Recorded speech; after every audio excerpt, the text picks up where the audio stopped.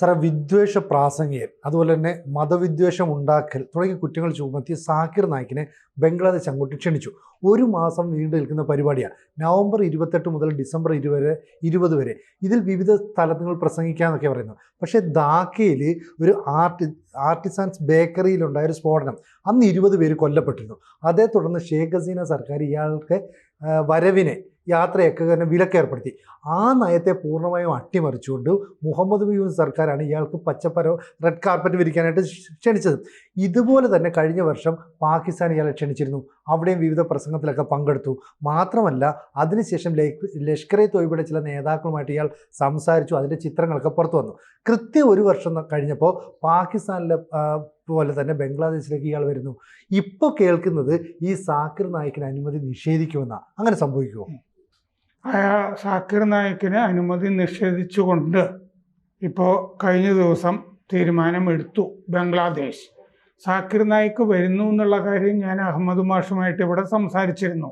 ആ റിപ്പോർട്ട് വന്നപ്പോൾ ഇപ്പോൾ ചൊവ്വാഴ്ചത്തെ അവിടുത്തെ യോഗത്തില് ചർച്ചയില് സക്കീർ നായിക്കിനെ ക്ഷണിച്ച് പുലിവാലൊന്നും പിടിക്കേണ്ടതില്ല എന്ന് ബംഗ്ലാദേശ് തീരുമാനിച്ചു. അപ്പൊ ഇയാള് അവിടെ വന്നു കഴിഞ്ഞാല് അത് അവിടെ സുരക്ഷാ പ്രശ്നങ്ങൾ ഉണ്ടാക്കും. ബംഗ്ലാദേശിൽ ലോജിസ്റ്റിക്കൽ കൺസേൺസ് ഉണ്ടാക്കും എന്ന് പറഞ്ഞാൽ ഇയാളുടെ യാത്ര പോകുന്ന സ്ഥലത്തൊക്കെ വെച്ച് എന്തെങ്കിലും പ്രശ്നം ഉണ്ടാകാം. ലോജിസ്റ്റിക്കൽ കൺസേൺ, യാത്ര നടക്കുമ്പോൾ അപകടമൊക്കെ ഉണ്ടാകാം, വല്ല അജ്ഞാതനോ മറ്റോ കയറി പണിയുമോ എന്നൊക്കെ ഉള്ളൊരു ഭയം. അപ്പോൾ ഇത് ചൊവ്വാഴ്ചത്തെ യോഗം ലോ ആൻഡ് ഓർഡർ കോർ കമ്മിറ്റിയുടെ യോഗമായിരുന്നു. ക്രമസമാധാനം തീരുമാനിക്കുന്ന കമ്മിറ്റി എന്ന് പറഞ്ഞാൽ ഇയാൾ വരികയാണല്ലോ. നവംബർ 28 മുതൽ വരാൻ തീരുമാനിച്ചതാണ്. അപ്പൊ ഇത് വിലയിരുത്താനായിട്ടൊരു റിവ്യൂ കമ്മിറ്റി ചേർന്നതാണ് ക്രമസമാധാനത്തിന്റെ അവലോകന സമിതി. ആ സമിതിയിൽ വെച്ചിട്ടാണ് നമുക്കിതിപ്പോൾ വേണ്ട എന്നുള്ളത് തീരുമാനിച്ചത്. ഇത് വിളിച്ചു കൂട്ടിയത് ആഭ്യന്തര മന്ത്രാലയമാണ് ബംഗ്ലാദേശിൻ്റെ. അപ്പോൾ തിരഞ്ഞെടുപ്പിന് മുമ്പ് ഫെബ്രുവരിയിൽ തിരഞ്ഞെടുപ്പ് നടത്തുമെന്നാണല്ലോ യൂനിസ് പറഞ്ഞുകൊണ്ടിരിക്കുന്നത്. അതിന് ഇനി 2-3 മാസമല്ലേ ഉള്ളൂ. അതിൻ്റെ ഇടയ്ക്ക് അവിടെ ഇയാളെ വിളിച്ചു കൂട്ടി എന്തെങ്കിലും ഒരു കലാപമോ പ്രശ്നമോ ക്രമസമാധാന പ്രശ്നമോ ഒക്കെ ഉണ്ടായിട്ട് പുലിവാല് പിടിക്കേണ്ടതില്ല. കാരണം തെരഞ്ഞെടുപ്പ് നടന്നാൽ ജമാഅത്തെ ഇസ്ലാമിക്ക് അധികാരത്തിൽ വരാനുള്ള പരിപാടി ഉണ്ടല്ലോ.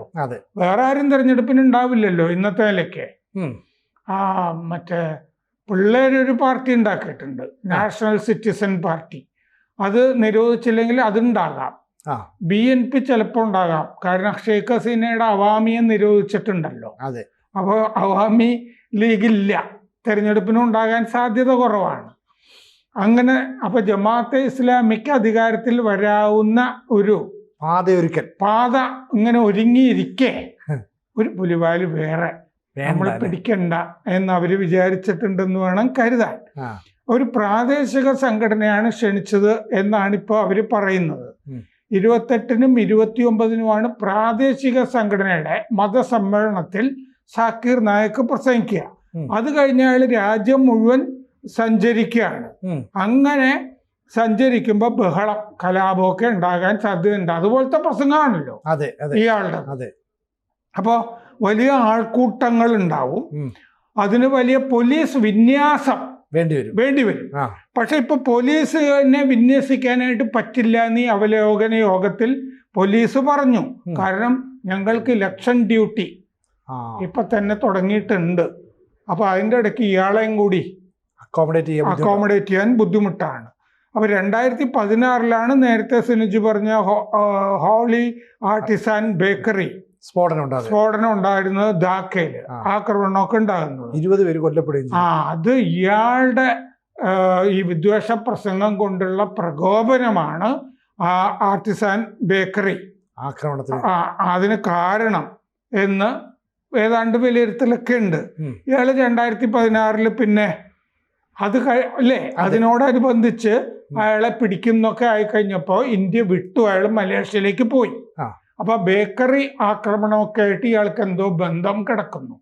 2 നമ്മുടെ അന്വേഷണ ഏജൻസി എന്നെയൊക്കെ പറയുന്നത് ഇയാള് കള്ളപ്പണം ധാരാളം കൈകാര്യം ചെയ്തിട്ടുണ്ട്. അതിനെതിരെയും ഇയാൾക്കെതിരെ ഇവിടെ കേസുണ്ട്. 2016 ആക്രമണത്തിന് ശേഷം ഷെയ്ഖ് ഹസീന നായിക്കിന്റെ ഈ പീസ് TV എന്ന് പറഞ്ഞൊരു സംഭവം ഉണ്ടല്ലോ ഇയാൾക്ക്, അത് ബംഗ്ലാദേശിൽ ബാൻ ചെയ്തിരുന്നു അവിടെ. കാരണം എന്താന്ന് വെച്ചാൽ ഈ പീസ് TV കണ്ട് ആവേശം കയറി ഉണ്ടായ ആളുകളാണ് അവിടെ ഈ ബേക്കറി സ്ഫോടനത്തിന്റെ പിന്നിൽ നിന്ന് വിലയിരുത്തിയിരുന്നു. ആ ബേക്കറി സ്ഫോടനത്തിൽ പിടിച്ച അക്രമികളിൽ ഒരു അക്രമിക്ക് ഇയാളാണ് പ്രചോദനം എന്ന് അയാളുടെ മൊഴി ഉണ്ടായിരുന്നു.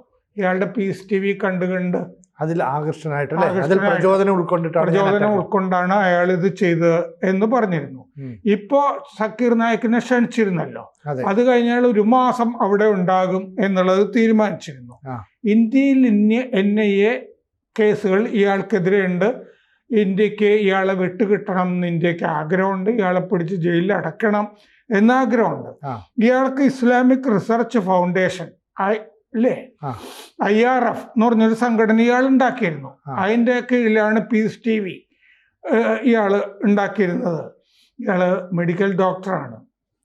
ഇയാൾ 1990കളിലാണ് ഇയാളൊരു പ്രീച്ചർ, മതപ്രഭാഷകൻ ആയി സ്വയം മാറുന്നത്. അത് കഴിഞ്ഞ് ഇയാൾക്ക് സൗത്ത് ആഫ്രിക്കൻ, ദക്ഷിണാഫ്രിക്കയിൽ ഇതുപോലെ ഈ വെറുപ്പ് പ്രഭാഷണം നടത്തുന്ന അഹമ്മദ് ദീദത്ത് എന്ന് പറഞ്ഞൊരാളുണ്ട്. അയാളാണ് ഇയാൾക്ക് പ്രചോദനം. ഇയാളേക്കാൾ വലിയ വിഷം ഉണ്ട് സൗത്ത് ആഫ്രിക്കയിൽ. ഇതുപോലെയൊക്കെ ഇയാൾക്ക് കുറെ വ്യത്യാസം ഉണ്ടല്ലോ. ഇവിടുത്തെ ചില മൊല്ലക്കന്മാരെ പോലെ അല്ലല്ലോ ഇയാൾ നടക്കുന്നത്. സൂട്ടും കോട്ടും ഇട്ടല്ലേ നടക്കുന്നത്. സൂട്ടും കോട്ടും ഇട്ട് നടക്കുന്ന വിദ്വേഷി ആണ് ഇയാള്. അപ്പൊ ഇയാള് ഈ മുംബൈയിൽ ഇയാൾക്ക് ഇന്റർനാഷണൽ സ്കൂളൊക്കെ ഇയാളുടെ ഈ ഫൗണ്ടേഷൻ സ്ഥാപിക്കുകയൊക്കെ ചെയ്തിരുന്നു.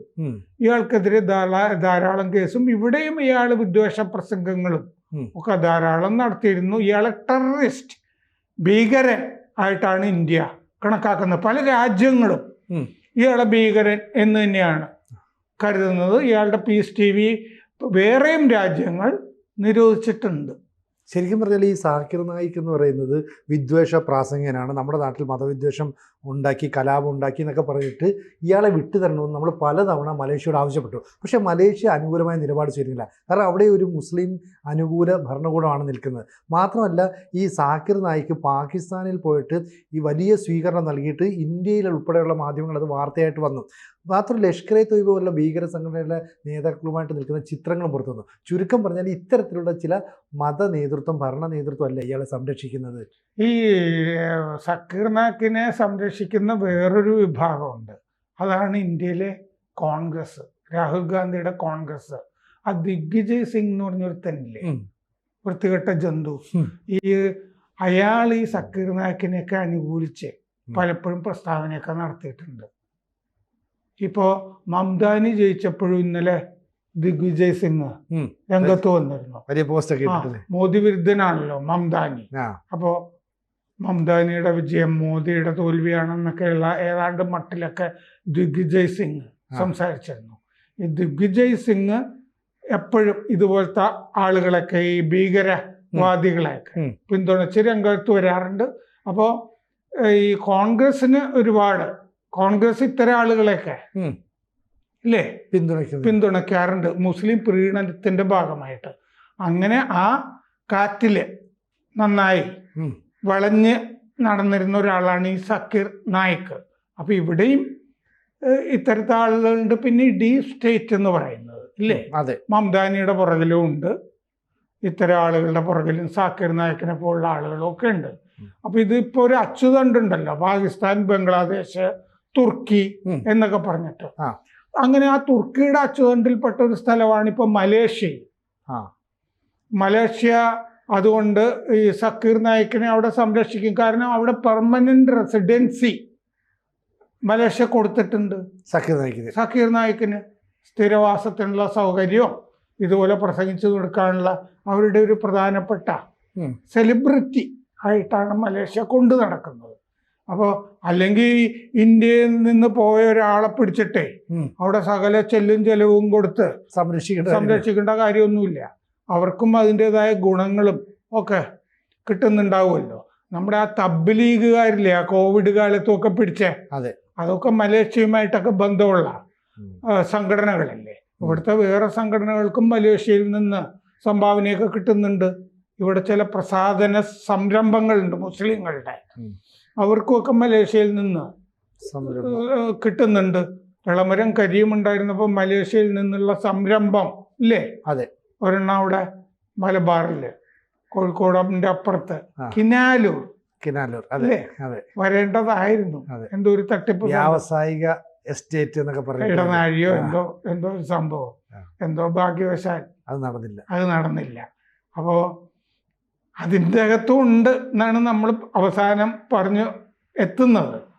മാർക്സിസ്റ്റ് സംഘടനകളിലൊക്കെ ഇതുപോലത്തെ ഈ സ്വത്വവാദികൾ, ഇസ്ലാമിക സ്വത്വവാദികൾ ധാരാളം നുഴഞ്ഞു കയറിയിട്ടുണ്ട്. അപ്പോൾ ഏതെങ്കിലും ഒരു കാലത്ത് ഇവിടുത്തെ അന്തരീക്ഷം ഇന്ത്യക്ക് വേണ്ടാത്തത് കൊണ്ടാണ്. അല്ലെങ്കിൽ കേരളത്തിലൊക്കെ ക്ഷണിച്ച് സക്കീർ നായിക്കിനെയൊക്കെ കൊണ്ടു നടക്കാൻ ആളൊക്കെ ഉണ്ട്.